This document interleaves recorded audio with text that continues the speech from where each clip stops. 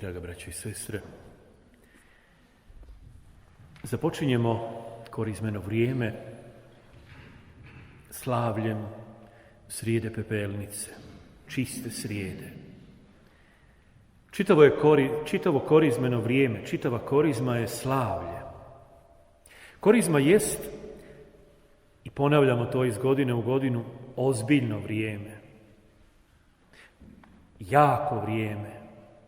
Ali kad kažemo ozbiljno vrijeme, ne znači da je korizma u isto vrijeme i smrknuto vrijeme. Čuli smo Isusa u Evanđelju koji nas poziva na to da tu smrknutost maknemo što dalje od sebe. Ne može čovjek činiti neko dobro i biti smrknut. Ne može čovjek približavati se Bogu i biti namrgođen. Korizma nije vrijeme namrgođenosti. Korizma je vrijeme radosti, jer kroz korizmu iz godine u godinu sve se više približavamo Bogu, dublje ulazimo u njega, s njim se družimo, razmatramo o tajstva njegove ljubavi i spasenja za čovjeka od križa do uskrsnuća. Poziv na obraćanje koje nam i u obredu pepeljenja Gospodin poziva, ne mora i ne smije biti smrknuto vrijeme.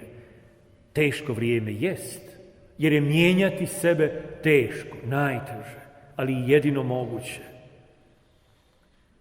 Ali kroz to mijenjanje sebe i sve naše korizmene žrtve, odricanje, koje nemaju svrhu samom sebi, moramo rasti u Gospodinu i biti bliži Gospodinu, njega upoznavati još više, njega više slijediti, u njega uranjati. To je smisao svih korizmenih žrtava i odricanja, uroniti sebe u Gospodina. Biti što sličniji njemu. Sve drugo je zlostavljanje samog sebe, a onda smo namrgođeni i loše volje, pa zlostavljamo i druge. Nemojmo se opravdavati da je to korizma i da smo takvi jer postimo, jer se žrtvujemo. Bog to ne prepoznaje ni kao post, ni kao žrtvu. I Bog se odmiče od takve žrtve.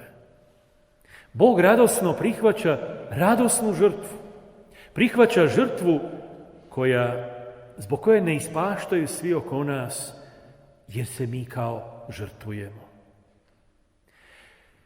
Ova godina milosrđa na poseban način nas poziva da svoju korizmu ispunimo djelima milosrđa. Da ispunimo djelima. Žrtva jest i maknuti nešto iz svoga života na poseban način, ne čak ni maknuti ono što je dobro u mome životu, nego maknuti iz svoga života one loše navike. Pa je predivan korizmeni post. Kroz korizmu ću postiti od svađe. Kroz korizmu ću postiti od prigovaranja. Kroz korizmu ću postiti od ogovaranja. Kroz korizmu ću postiti od psovke. Taj post je onaj najdjelotvorniji post. Djelotvoran je i ona razna odricanja, ali taj post je koji je mio Gospodinu. Kroz ovu korizmu ću postiti tako da činim dobro. I samim time što činim dobro, postiću i moj život će biti manje ispunjen lošim. Židovi su u znak posta, izvanjski znak, znali razderati svoju gornju haljinu, pa se posipati pepelom. To je samo izvanjski znak. I lijepo Bog preko proroka Joela poziva narod, vratite se k meni, svim srcem, ne koracima, ne tijelom, srcem se vratite i to svim srcem, ne polovično. Korizma je vrijeme potpunosti. Ako smo kroz čitavu godinu bili djelomično uz Gospodina, polovično, s pola srca, korizma je vrijeme te potpunosti, potpunog povratka k Bogu. I kaže Bog preko proroka, razderite srca, a ne haljine svoje. Razderite srca, razderite sve ono loše u svome srcu, da Gospodin može darovati nama novo srce. da izvadi kameno srce iz naših grudi i da nam daruje srce od mesa. Ražalit će se nad nama. Ostavit će blagoslov za sobom nad nama. Jednako tako i Sveti Pavao kaže, Bog vas po nama nagovara i ja vas umjesto Krista sada zaklinjem, dajte, pomirite se s Bogom. Korizma je vrijeme pomirenja s Bogom, vrijeme čistoće, novog ustajanja, novog ozdravljenja, novog početka. Pomiriti se s Bogom, jer bez pomirenja s Bogom nema ni pomirenja s čovjekom. A ako je pomirenje s Bogom iskreno, onda je plod tog pomirenja pomirenje s čovjekom.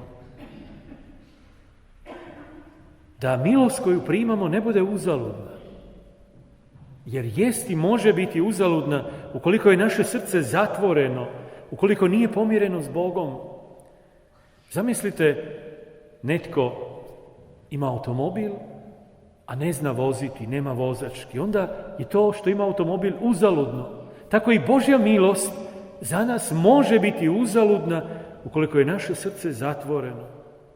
Bog izljeva svoju milost na nas, ali naše srce tvrdo i ne upija tu milost, zatvoreno je i ne prima ono što nam Bog daje. I zaključuje Sveti Pavao, evo, sad je to vrijeme milosti i spasenja, sada. Korizma na poseban način. I to je čitav cilj naše korizme, Božja milost i spasenje koje nam daje. Sve naše žrtve, sav naš trud, sav naš duhovni napor ide prema tome. Da njegova milost i njegovo spasenje uđe u naš život. To su dva stupa korizme. A onda ona tri stupa koja Isus, tri vježbe koje Isus u Evanđelju spominje, imaju za cilj dovesti nas do toga. I milostinja, odnosno milosrđe, i molitva, i post, pokora. Vodi nas prema spasenju, nisu svrha samome sebi. Isus iz godine u godinu na početku korizme, na srijedu pepelnicu, čistu srijedu, upozorava. Nemojte biti licemjerni. I milostinja i milosrđe, i molitva, i post i žrtva može biti čisto licemjerje. Čisto licemjerje. Svrha samom sebi, odnosno put kojem se mi pokazujemo kako smo dobri, kako smo sveti, kako smo pobožni. Isus nije htio reći, ne daj Bože da te netko vidi da moliš ili da činiš dobro. Nego nemoj to činiti zato da bi te ljudi vidjeli. Nemoj biti jedan i na jedan način živjeti, ponašati se, moliti i sve ostalo dok te ljudi ne vide, a na drugi način kad te ljudi vide. Čini dobro u tajnosti, Bog to vidi. Da li ti to činiš zato da te ljudi vide ili da Bog to vidi? Što ti je važnije? Čini to u tajnosti. A dobro, kao i svako zlo, prije ili kasnije izađe na površinu, izađe na vidjelo.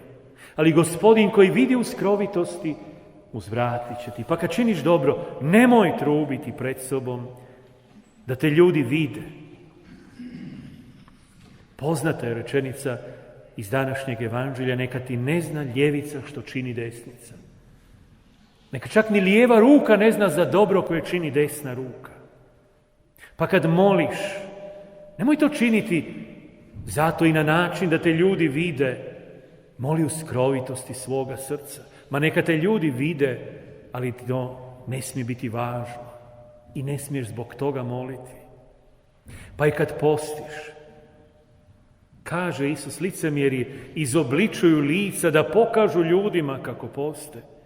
A ti pomaži glavu, umi lice, dotjeraj se da ne zapaze kako postiš. Nitko ne mora znati za tvoj post, tvoju žrtvu. Bog znade i Bog uzvraća. Eto, to je i takva je korizma i korizmeno vrijeme koje danas započinjemo. Ozbiljno vrijeme, jer valja ozbiljno raditi na sebi. Kroz ovih 40 dana imamo priliku narasti u odnosu s Bogom, u odnosu s ljudima, narasti u svojoj dobroti. Čitava korizma želi nam pomoći u tome. I tada ćemo u vazmenom slavlju zasijati u punini s Gospodinom i u Gospodinu koji nam donosi i daruje svoje spasenje i svoju milost. Zato i u ovom obredu pepeljenja molimo ga za to. Primamo na svoje glave znak pepela. Pepeo nije svrha samom sebi. Znak je i naše prolaznosti, naše smrtnosti. Znak je pepela našeg života. Mi smo prah i u prah ćemo se vratiti. Od praha je ovaj naš zemaljski život sazdan i vraća se u prah. To je stvarnost zemaljskoga.